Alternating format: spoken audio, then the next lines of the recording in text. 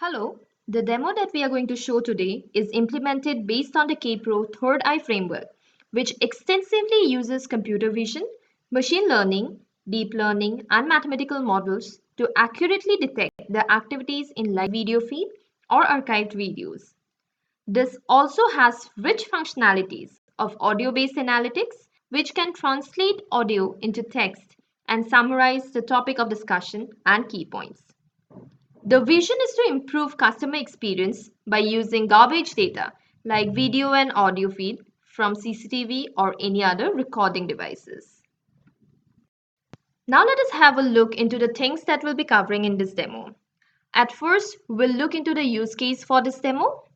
Then we'll look into the features that are currently built in the prototype. Then we have a practical demonstration of the prototype, and finally the roadmap. So the use cases that we have selected for this particular prototype are Intelligent Branch Finder, where a customer using a mobile application be able to locate the branch, not only based on the distance, but also based on the current crowd status in the branch and the road conditions from his location to that particular branch based on Google Map. And branch efficiency improvement, that is the queue management, which will help manage overcrowding in branches. Now let us have a look into the features that are currently built into this prototype. We have trained the Third Eye Kpro computer vision, machine learning and deep learning model to estimate the service time in branch. Digitalization of token management by removing the legacy token generation system and digitalizes the token generation in branches. And finally, we have developed an intuitive mobile interface for the ease of use for the customers where the nearby branches are shown along with the following information. Time to reach branch, time to service, total estimated time, rating of the branch, branch open close status, selection of branch based on service offering, customer feedback, direction of the branch contact details, call directly through app, service list. So we will go through each of these points in our upcoming practical demonstration. Now let us look into the application demonstration. Now as you can see on my screen, on this left side, I have the terminal where I'll be executing the model, and on the right side is the database where all the generated data will be stored. Here you can see I have the tables, people count and token. So this people count table will store the details regarding the number of people currently present in the branch by detecting the number of people present in each frame of the video feed. Whereas this token table will store the details of all the open and closed tokens. You can see here initially this people count table is empty as well as the token table.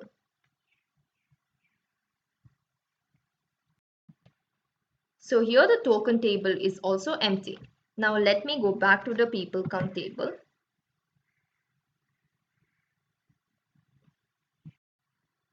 Now once I run my model on this screen, you will see that once the model starts detecting people in the video, this table will get populated. So let me run the model here. So I have this script here ready, which I just need to execute to run the model. So I have started executing the model. So here you can see the model has started and it has started detecting the people in this video. And here you can see this is the total count that the model is able to detect. Now if I go to my database here and if I refresh, so initially here you can see the table is empty and it has started detecting. And now if I refresh this table here you can see everything is getting populated. That is the bank ID, date, time and the count, which is nothing but the total count of people in that particular frame of the video. And this token table will get populated once we generate or close token from the mobile application. So here we are using microservices that takes all this data from these tables and feeds them to the mobile applications. Now let us have a look at how the mobile applications work. Now here I have used a mirroring application to mirror my phone screen onto the laptop. So whatever you can see here, the screen is my phone screen. Now I'll just minimize this window just to make it look a bit clean. So I minimized that window, although you can track the number of people being detected on a particular frame on this console itself. So now let us look into these two. So here you can see I have two apps by the name eBanker and eBanking app. So this eBanking app is for the customers and eBanker for the bank employees. First, let us see what this eBanking app. So if I click on this eBanking application, so I'll simply click on my phone on the eBanking application. So you need to log into the application using a passkey or pattern or any other biometric. Once you're inside the application, you will see all the nearby branches. So these are all the nearby branches that you can see from your location. And along with these information, the nearby branches, you also get a few more information like the estimated time, estimated journey time, estimated service time, and the total time. So this estimated journey time is coming from the Google Map data. This estimated service time is coming from the branch video feed where the number of people is being detected. So this estimated service time is solely based on the number of people currently present in the branch. So for example, if there are 5 people in the branch, and for example, we are using a ML algorithm where it predicts that to serve a particular person, it takes 5 minutes. And if there are 5 people in the branch, it will take 5 into 5, that is 25 minutes. So this is how basically this estimated service time works. And finally, we have the total time, which is nothing but the summation of these two times. We also have this rating, which is coming directly from the Google data. And here we have this open or close, which will indicate whether the branch is currently open or closed. And one more thing is that this estimated service time will keep changing every 10 seconds based on the number of people currently present in that branch. So this estimated service, right now you can see it is 30 minutes it's showing. Let's see how much it shows after 10 seconds. It's still 30 minutes. Because the number of people have not changed. Now let us see how much does it show. It's showing 30 minutes.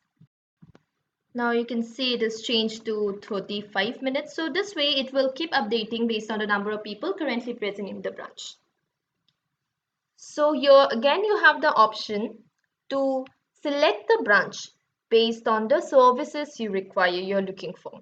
So if you click here on the services tab, it will give you all the services. So you can select a particular branch based on what service you're looking for. For example, you're looking for home loan.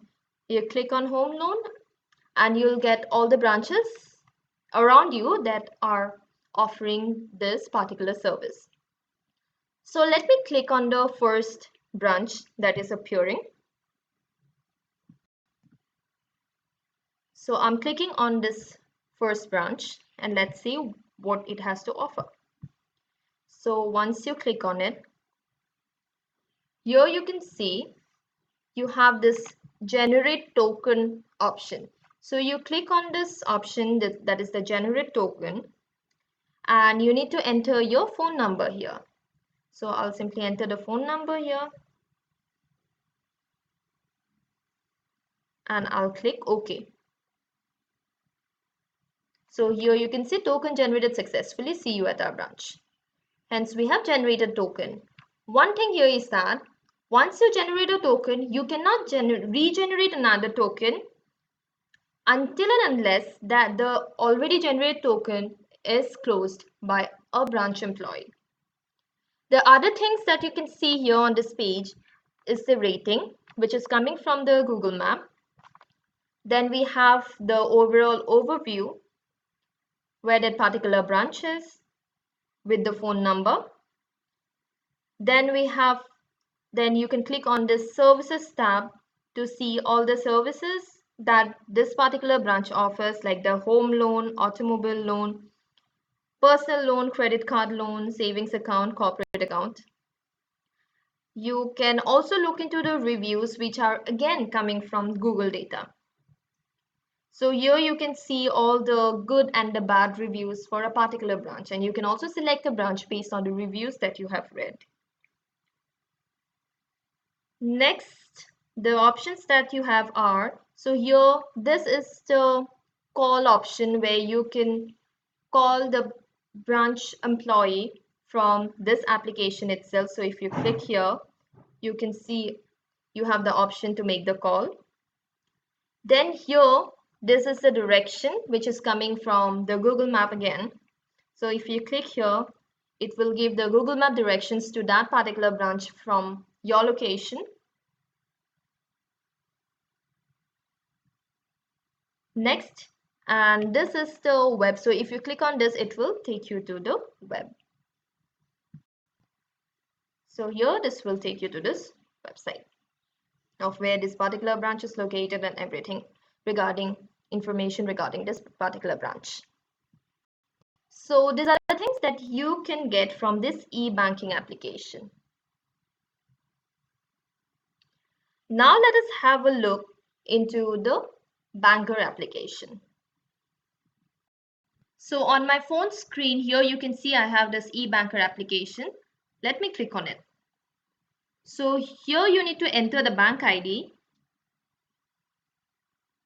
I'm entering the bank ID or the branch ID and the password, and I'll sign in. And here, once you sign in, you can see all the open tokens for that particular branch. And once this particular token is serviced successfully, you have the option as an employee of the bank to even close this token. So if you click on this close here, which I'm doing on my phone, so here you need to confirm whether you actually want to close a token, or if that token is successfully served, you'll click on OK. And here you can see token successfully served. And here no tokens to serve. And in case you want to look into the tokens that you have served, you have an option here that is service token. So if you click here under service token, you will see the token that were served initially. So initially, if you remember, I showed that the token database was empty initially. Now let us see what information we have on that token database. Now here you can see I have opened the token table, and here you can see you have the information about the token that you have just recently closed, or if there are any other open tokens. So if you want to open another token, for example, I'll show you. I'm opening my e-banking app again as a customer, and I'll enter the password or the pattern or whatever you want to, and I'll go to the first or the second branch, and I'll generate a token for this particular branch, and I'll enter the phone number. Okay, and here you can see token generated successfully. Now if we see the database, here you can see this is the last token that we have opened. So that particular token which we have generated got added to this table. So this is basically how these two applications work, that is the e-banking and the e-banker applications. Using the same input, that is the video feed, many other use cases can also be developed. Here I have listed down a few. Enhance customer experience and enable analytics-driven cross-sale or upsell.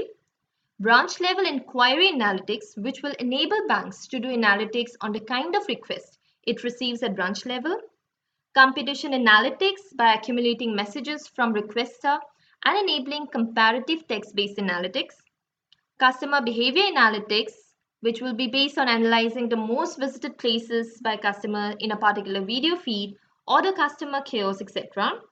Branch level employee performance analytics, which will provide reports for all the employees based on the number of tokens handled by them, feedback and survey analytics based on the services provided by the branch, feedback survey and rating analytics, data accumulation without human intervention. Normally, in any analytics work, data accumulation is the most tedious task, but by using the Kpro third eye framework, data will be accumulated without any human intervention.